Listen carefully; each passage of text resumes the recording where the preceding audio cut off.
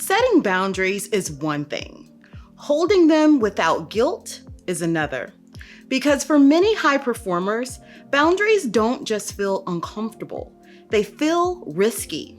Like if you don't respond quickly enough, if you don't say yes, if you don't stay available, you might fall behind. Or worse, you might no longer be seen as valuable. So even when you know that you need boundaries, you override them. And if you've ever felt that tension, the pull between protecting your time and proving your value, this conversation is for you. 3, 2, 1, yeah!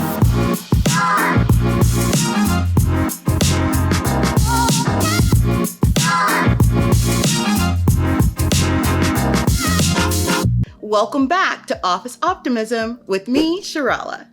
In recent episodes, we've talked about workplace uncertainty, cognitive overload, and the importance of protecting your energy. Today, we're taking that one step deeper because once you start protecting your time, you may notice something unexpected: guilt. Not because you're doing something wrong, but because you're doing something different. So today, we're going to explore why that guilt shows up, why it can feel like you're falling behind, and how to move forward with clarity and confidence. So let's start by naming what so many professionals are quietly experiencing: the internal loop. You set a boundary, and then you second guess it. You don't respond right away, and your mind keeps returning to it. You protect your time, but it doesn't feel settled because underneath it is a loop. If I'm not constantly showing up, am I doing enough? If I'm not doing enough, am I falling behind? If I'm falling behind, how am I being perceived? Research in organizational psychology shows that high performers often tie their sense of contribution to visible effort and responsiveness, not just outcomes. So when visibility decreases, even temporarily, it can create internal tension. And when that loop is running, boundaries don't feel like protection, they feel like risk. So let's dive into why boundaries trigger guilt. This isn't about a lack of discipline. It's about identity. High performers are often known for being reliable, responsive, helpful, and consistent. Over time, those traits become internalized. They're not just what you do, they become part of who you are. So when you don't respond immediately, or when you choose not to take something on, it creates friction. You begin to think, this doesn't feel like me. That friction often shows up as guilt. Psychological research on cognitive dissonance explains that when your behavior shifts before your identity fully adjusts, discomfort is a natural response. Not because the behavior is wrong, but because that behavior is new. And that discomfort can easily be misinterpreted as something else: the illusion of falling behind. Many high performers interpret that discomfort as I must be falling behind. But let's gently challenge that. Often, what's actually happening is not a decline in performance, it's a shift away from an unsustainable pace. When your baseline has been constant responsiveness, high output, and immediate availability, then any intentional pause can feel like regression, even when it's actually realignment. Research on workload perception shows that people often equate activity with progress, even when the activity itself isn't tied to meaningful outcomes. So when activity decreases, even slightly, it can feel like you're losing ground. And that feeling connects to something even deeper: the pressure to prove your value.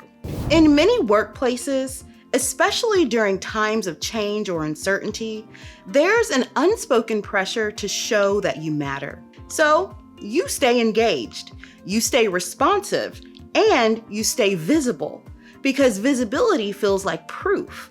And in what researchers often call the attention economy, responsiveness becomes a signal of engagement, even if it comes at the cost of depth. But here's the shift. Your value is not measured by how quickly you respond.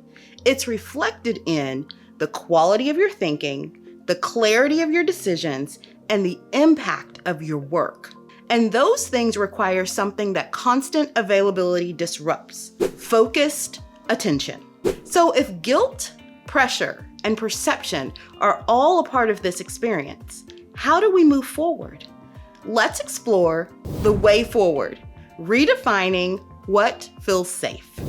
The goal is not to eliminate responsibility or responsiveness. The goal is to redefine what feels safe.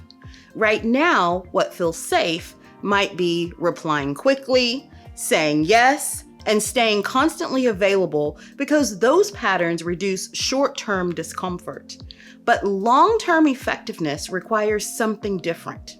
Research on performance and burnout consistently shows that sustainable high performance is tied to intentional focus, recovery time, and clear prioritization.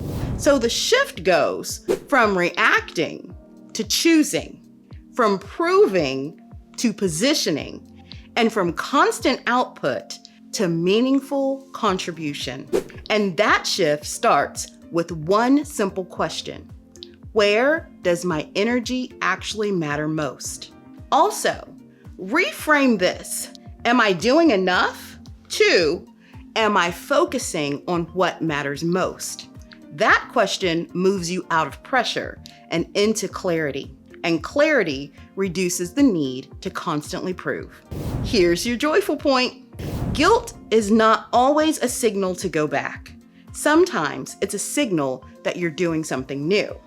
This week, when you set a boundary and feel that discomfort, pause and ask, is this misalignment or just unfamiliarity? If it's unfamiliar, allow yourself to stay with it, because research on behavior change shows that new patterns often feel uncomfortable before they feel natural. And over time, that discomfort becomes confidence. Let that steady you. We've now made it to the Office Optimism focal point. If this conversation resonated with you, take a moment to like, subscribe, and share this episode with someone who may be navigating the tension between boundaries, performance, and self-perception. These are the conversations that help people feel seen and supported. You don't have to prove your value through constant output. Your impact speaks for itself. Until next time, keep shining. Bye-bye.